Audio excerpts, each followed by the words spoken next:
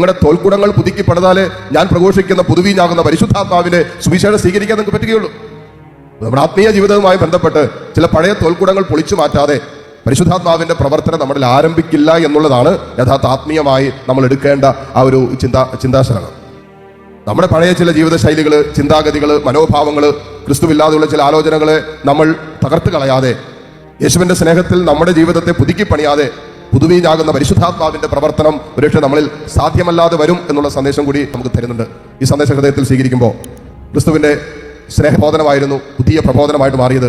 കാരണം പഴയ നിയമത്തിന്റെ ചിന്താഗതിക്ക് ഒരു കണ്ണത്തടിച്ചാൽ മറ്റേ കണ്ണം കൂടി അടിച്ചു പൊളിക്കണം എന്നുള്ള ആ ചിന്താഗതിക്ക് അപ്പുറമായിട്ട് ഒരു കണ്ണത്തടിക്കുന്നവന് മറുകണ്ണം കൂടി കാണിച്ചു കൊടുക്കണമെന്നും ശത്രുവിനെ സ്നേഹിക്കണമെന്നുള്ള യേശുവിന്റെ സ്നേഹത്തിന്റെ പ്രബോധനം സ്വീകരിക്കാൻ നമ്മൾ ഇനിയും രൂപപ്പെട്ടിട്ടില്ലെങ്കിൽ നമ്മുടെ പഴയ തോൽക്കുടങ്ങളെ പുതുക്കി പണിത് പുതുവീഞ്ഞാകുന്ന പരിശുദ്ധാത്മാവിന്റെ സ്വരം കേൾക്കാൻ തക്ക വിധത്തിൽ നമ്മളെ നവീകരിക്കണമെന്ന് പ്രാർത്ഥിക്കുകയും യാചിക്കുകയും ചെയ്യാം. പരിശുദ്ധാത്മാവ് നമ്മെ സഹായിക്കട്ടെ.